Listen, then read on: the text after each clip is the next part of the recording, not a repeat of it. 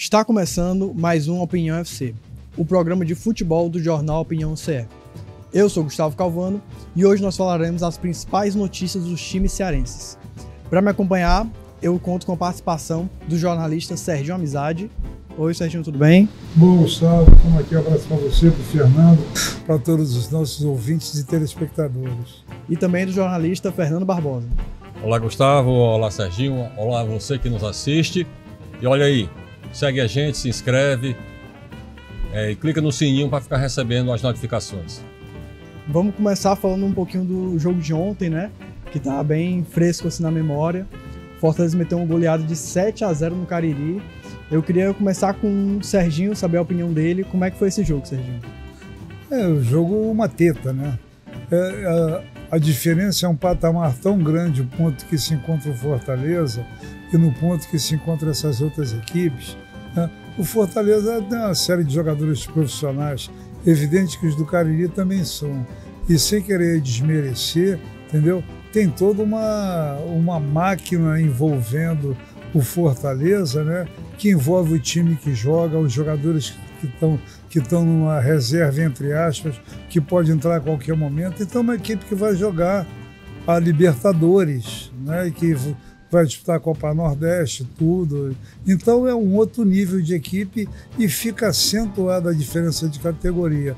Do outro lado, né, uma série de jogadores que jogam Série A do Campeonato Cearense, depois de 2, 3 meses de contrato, quando acaba o Campeonato Cearense, eles disputam uma Série B, vão jogar no domingo. Muitos deles eu conheço, trabalham em Uber, fazendo entrega à noite nas motocicletas, espalhado pela cidade, de vez em quando alguém se contunde.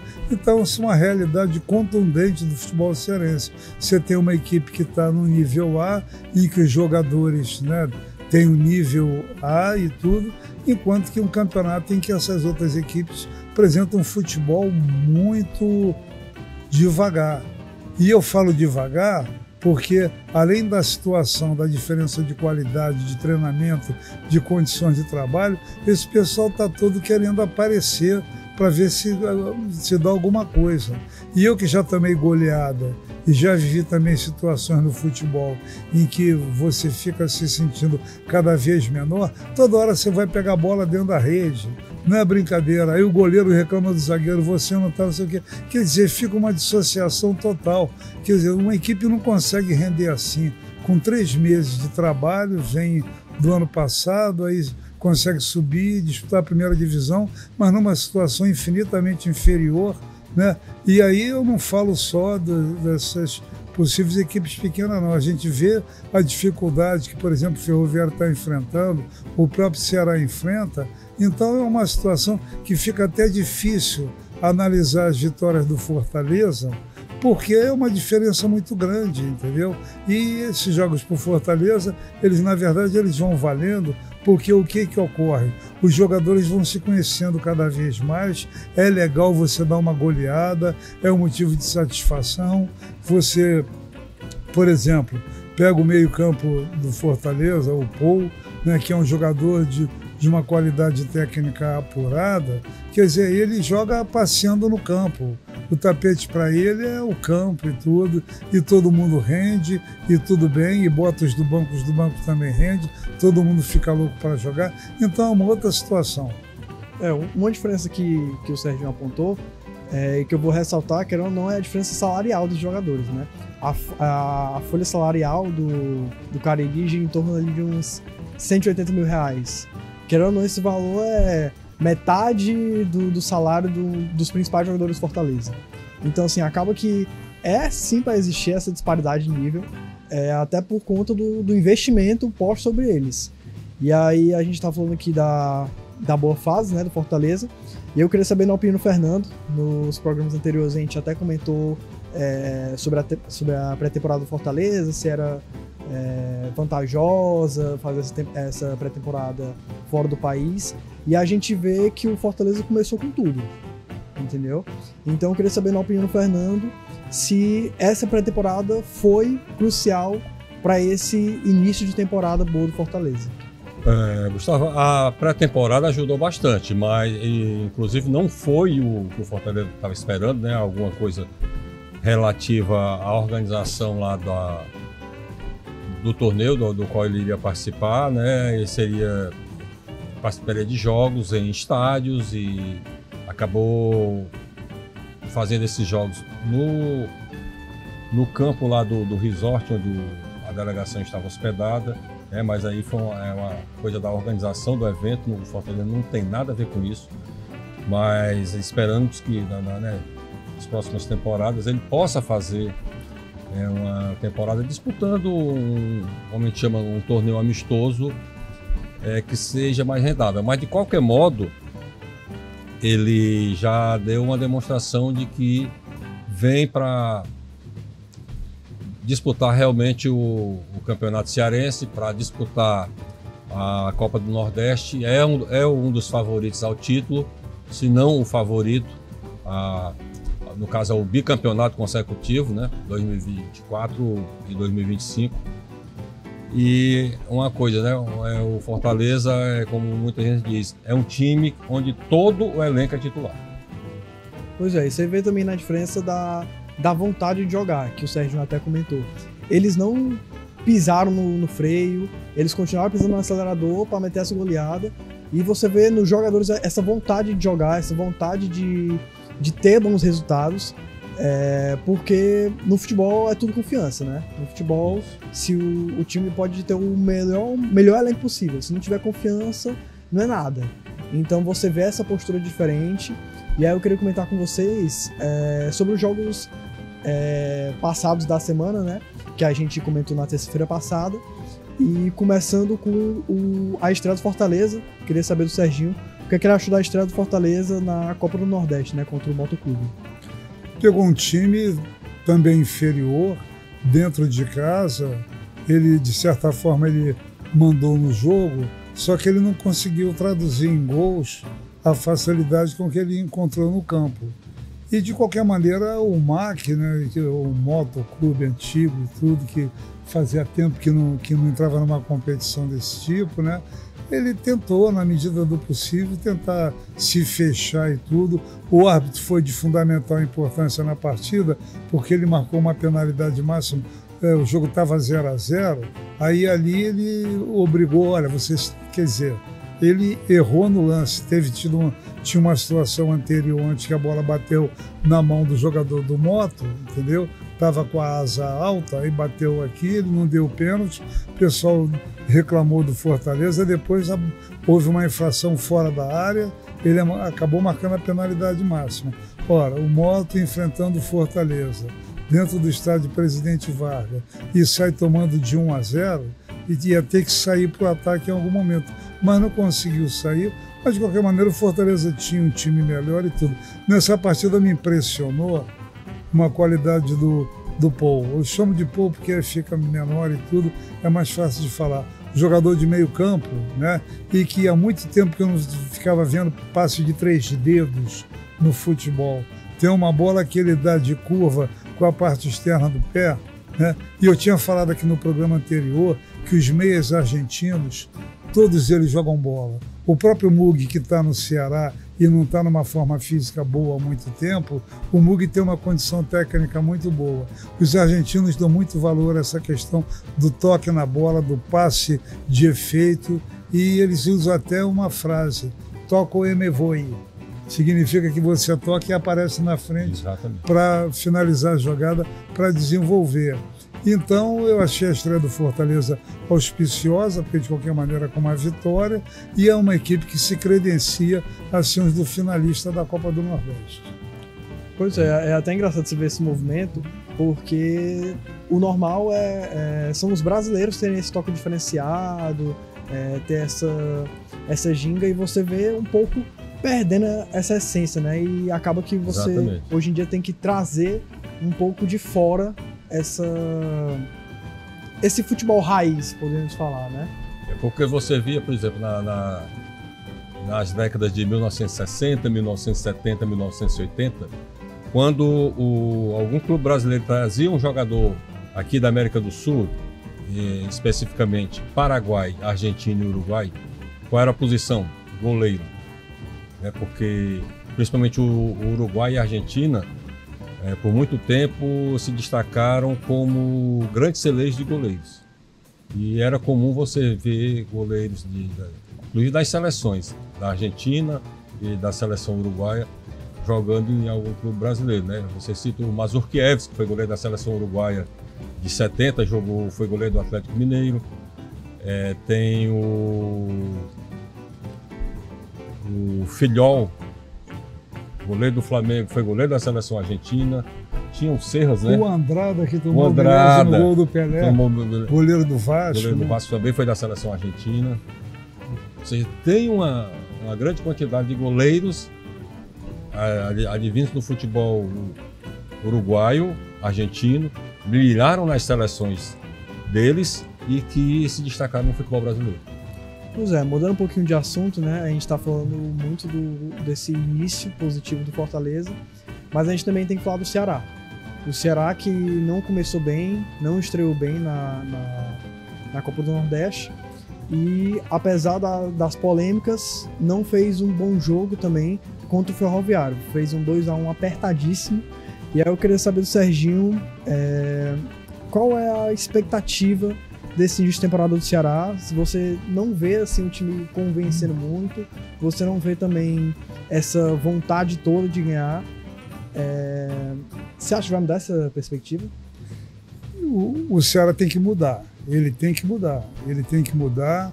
E eu fiquei impressionado o ano passado, né, quando o time subiu, com uma equipe com muitas dificuldades, em que todo mundo questionava as posições e tudo, em que tinha um ataque muito positivo e uma defesa muito negativa, né? E as crises internas, né? O diretor de futebol do Ceará e o técnico Léo Condé, quando o Léo Condé chegou e o Mancini saiu, eu acho que eles conseguiram blindar o time e conseguiram, de alguma forma, dar uma unidade àquele povo, sabe? A torcida do Ceará comprou a história, começou a ir para o Castelão. Então, o que aconteceu? Fez-se um time vitorioso dentro do Castelão e que tinha enorme dificuldade de vencer fora. Fora, ele conseguiu uma vitória positiva contra o Botafogo de Ribeirão Preto, em que encontrou o Saulo num dia de atuação que nem o Deus do futebol olhou para o campo, olhou para o mundo e falou assim: vou contemplar esse rapaz, ele se esforça muito, e deu para ele todas as jogadas possíveis de serem feitas, e ele fez essas jogadas e o Ceará chegou, subiu de divisão. Deus sabe como foi aquela partida final. Eu torço muito pelo Ceará, joguei no Ceará, gosto do Ceará. Eu dei um pulo e tudo quando anularam aquele gol, e logo depois o gol lá do Goiás contra o Novo Horizontino. A torcida chamou de acesso culposo, né? Acesso quando culposo. Você não teve a intenção de subir. Acesso culposo. Então o Ceará está tentando montar uma equipe ainda. Ele não conseguiu. Eu faço votos que eu consiga. Acho extremamente difícil, porque ele perdeu 2 jogadores que moravam no coração da torcida do Ceará. Tanto o Saulo, mesmo com aquelas coisas do Saulo se perder, fazer uma jogada boa, a outra ruim e tudo, mas a torcida gostava porque ele encarnava. Então é muito difícil, o Ceará perdeu esses jogadores e agora ele está tentando retomar um caminho. Vamos ver se ele retoma. Até agora não apresentou nenhum sintoma de que isso possa acontecer. A gente não pode ainda falar, não, o Ceará apresentou melhoras. Por enquanto ainda não apresentou melhoras. É que parece que o Ceará está encarando o Campeonato Cearense e o Campeonato da Copa do Nordeste como a pré-temporada para a Série A deste ano, né? Mas assim, ele já tem que entrar na Série A com o time pronto. A torcida quer o bicampeonato, quer a reconquista da Copa do Nordeste, que está muito difícil. Aquele jogo, uma apresentação simplesmente triste. Aliás, não houve apresentação do Ceará lá em Pernambuco, e tradicionalmente, eu até tinha comentado no programa anterior, que o Ceará costuma jogar melhor com os times pernambucanos lá, melhor do que aqui. Aqui eu já vi o Ceará passar muito sufoco com Náutico, Santa Cruz e o próprio Sport, e sair vitorioso em jogos realizados em Recife. Pois é, muitos torcedores estão um pouco mais pacientes, porque falam que o time ainda não está completo, o time vai se formar após o Campeonato Cearense, após os estaduais, que o Ceará vai mais a fundo no mercado para completar esse elenco. Mas a gente tem que falar que, querendo ou não, esses campeonatos são muito importantes.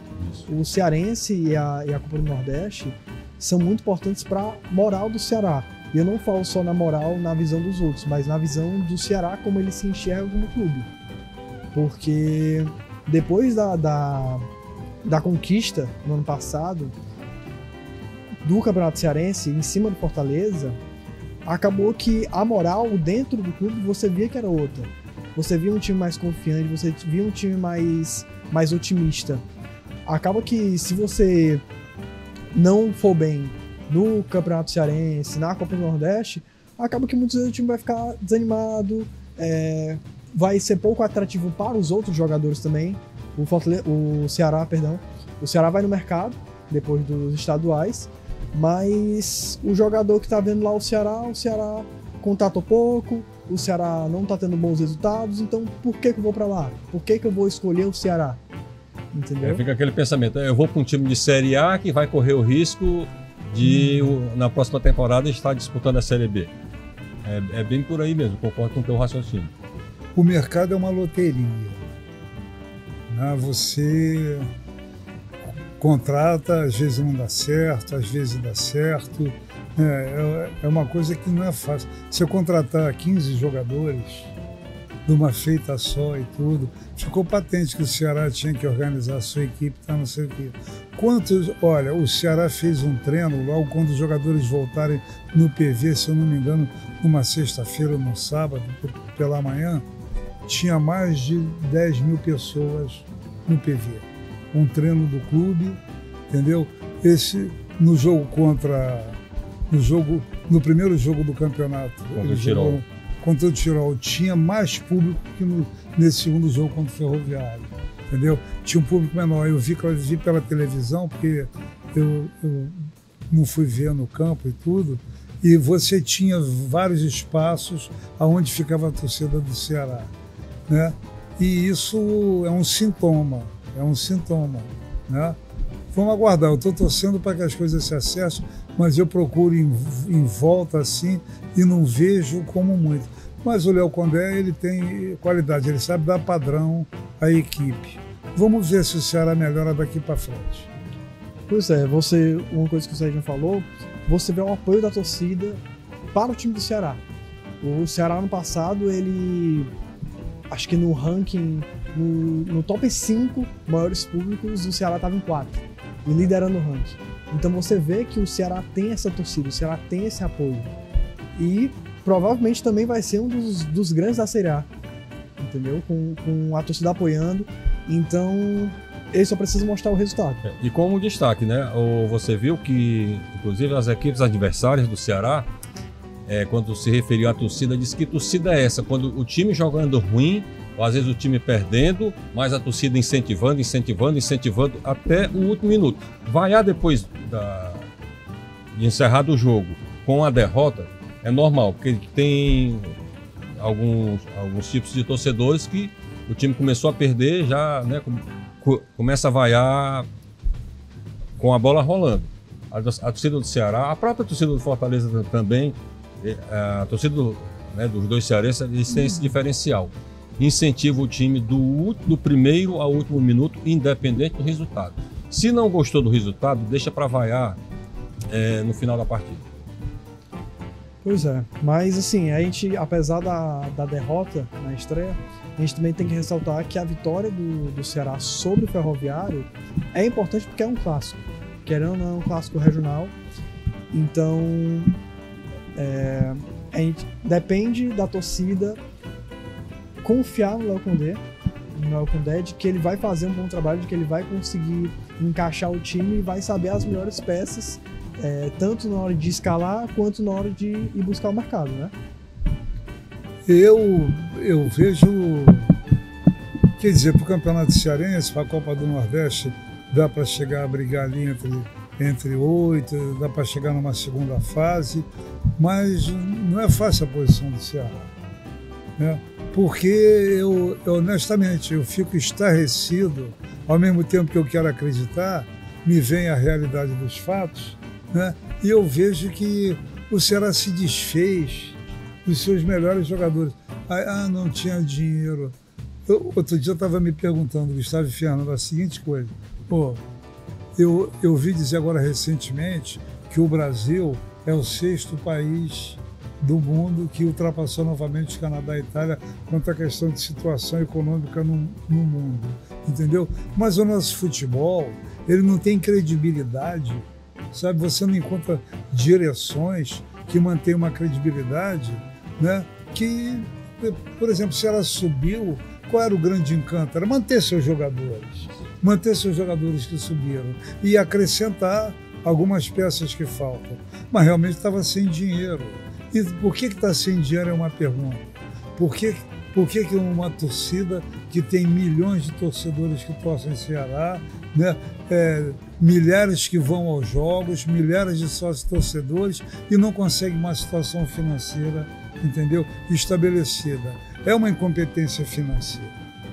É uma incompetência financeira, porque tem gente que sabe lidar com isso, entendeu? Então tem essa realidade que é uma coisa que o Ceará está pagando um preço por isso aí. Está tendo que, dentro de competições, montar seu time novamente. Resta-nos a esperança, como comentarista e como pessoa que torce pelo futebol cearense, porque isso também é importante para a imprensa, que o futebol cearense vá bem, entendeu? O Ceará, sabe, é um ponto de interrogação para todos nós. O Jorginho tocou num ponto muito assim, crucial, é a administração, gestão, principalmente a gestão financeira. O prefeito de Fortaleza, né, o Evandro, quando dirigente do Ceará, logo que assumiu o clube, uma das metas dele foi sanar as questões trabalhistas do Ceará e sanou as finanças. O problema inspirou, essa gestão eficiente do Evandro Leitão inspirou inclusive a dirigência do Fortaleza, né? Eu não ouvi, mas eu tenho um amigo que é torcedor do Fortaleza que me falou que certa feita o Marcelo Paes, hoje o CEO da SAF do Fortaleza, disse que se inspirou muito no modelo de gestão do Evandro. É lógico que o Marcelo Paes alavancou, né, deu o toque pessoal dele na gestão do Fortaleza. Está aí que hoje o Marcelo Paes é referência de gestão do futebol a nível nacional. E acho que eu não vou estar exagerando se disser até a nível de América do Sul. O que não aconteceu com a saída do Evandro Leitão, né? Os sucessores fizeram o Ceará voltar não ao patamar de 30, 40 anos atrás, mas uma gestão muito ruim que colocou novamente o Ceará nessa situação de não ter um dirigente que saiba gerir as finanças do clube. Pois é, saindo um pouquinho desse assunto do elenco, da diretoria, eu queria que a gente comentasse um pouco sobre o assunto que está mais quente na memória do torcedor, que é em relação às confusões nas arquibancadas.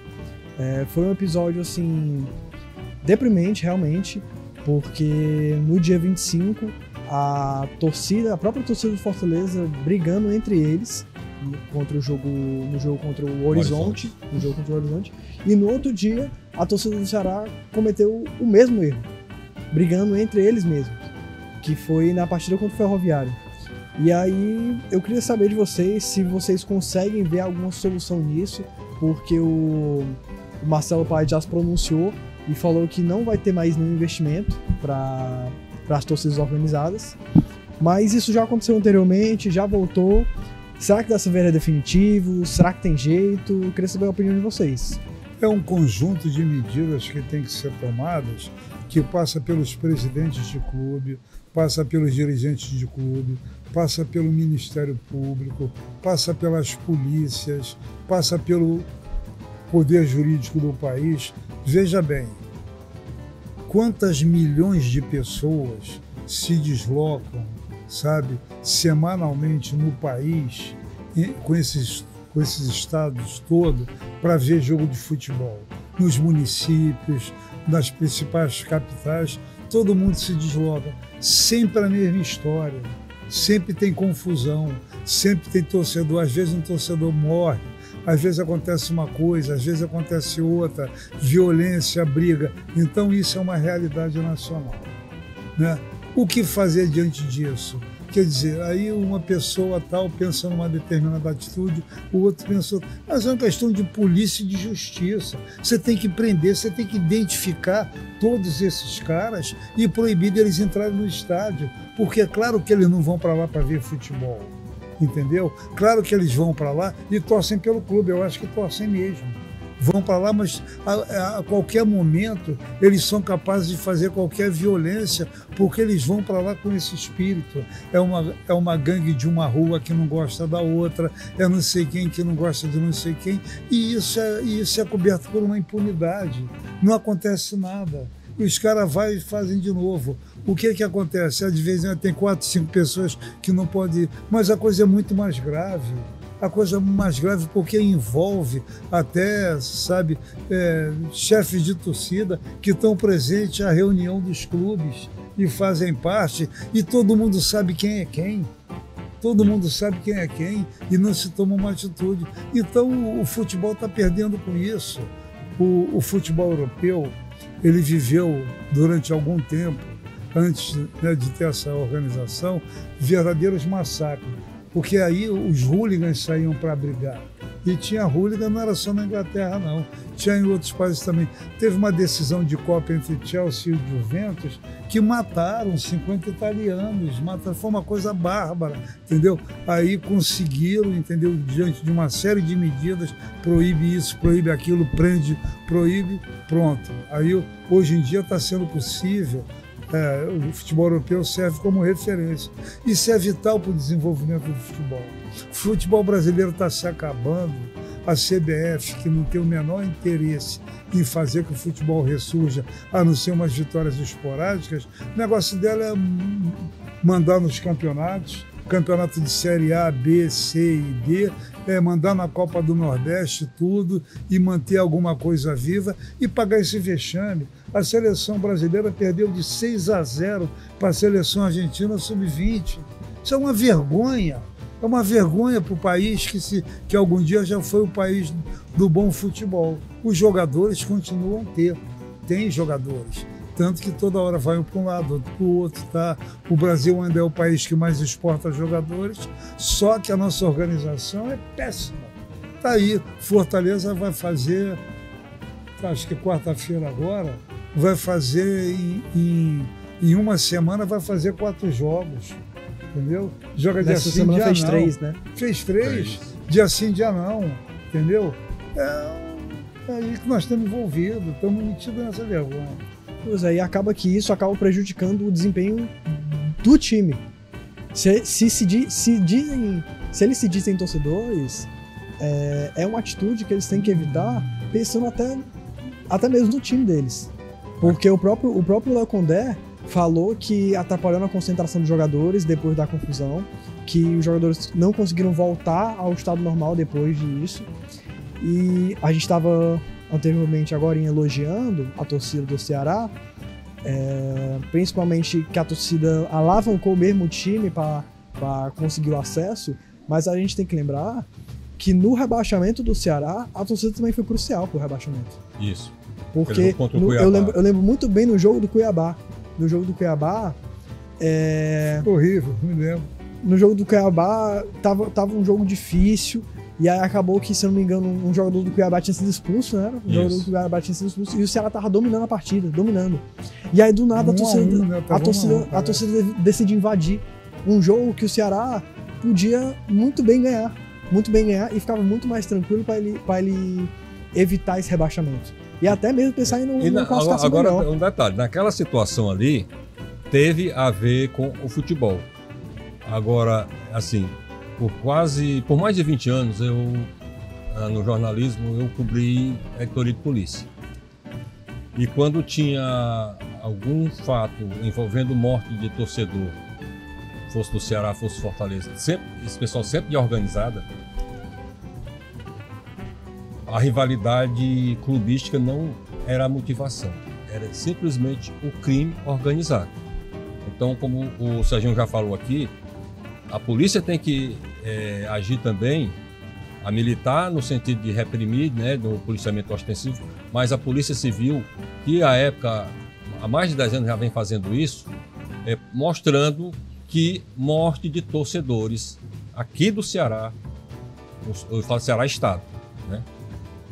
E esse pessoal membro de organizada, a motivação não é a rivalidade clubística, é rivalidade de facção criminosa.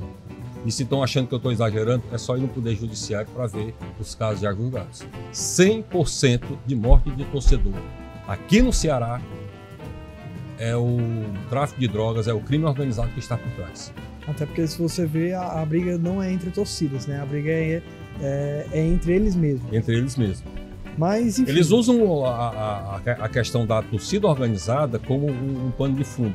Para dizer, não, isso é coisa de torcedor, está perdoado. Não. É crime e é crime pesado. Então, é necessário que o secretário Roberto Sá, da Segurança Pública, peça mais intensificação nas investigações, porque vai atrás. Quem foi que morreu? Qual era o envolvimento dele? Se for atrás dos antecedentes, descobre.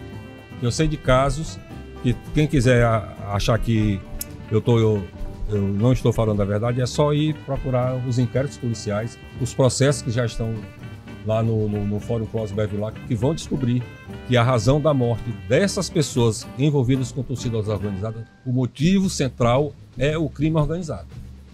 Pois é, querendo ou não, é uma situação muito triste, porque a gente está aqui em prol do futebol, conversando sobre futebol, que é um assunto que a gente gosta, que os torcedores gostam, e isso acaba atrapalhando o futebol. Inclusive,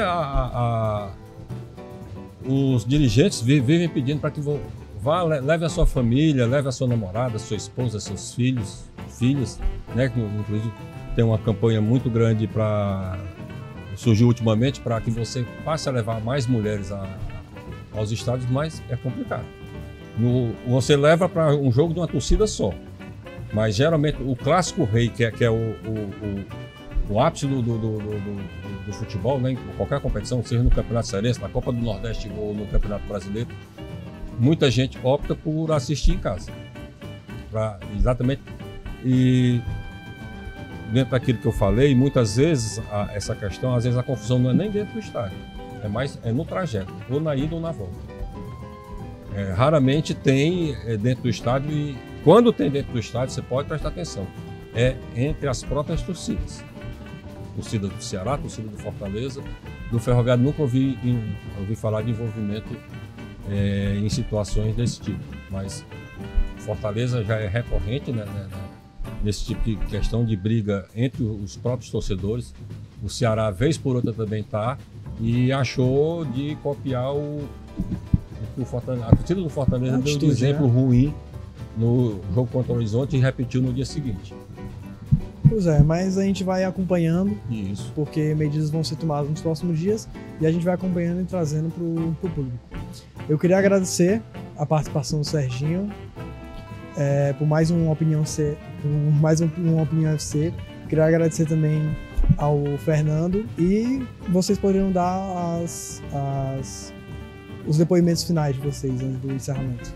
Tudo bom, tranquilo, é um prazer estar aqui com vocês dois e tudo, e estamos em frente, né? Sempre manifestando a nossa opinião. Exatamente, Serginho, obrigado a você que nos assistiu, obrigado pela paciência, curte aí, compartilha e até o próximo programa. Eu também queria agradecer você por acompanhar mais uma Opinião FC, e estamos aqui até a próxima terça-feira.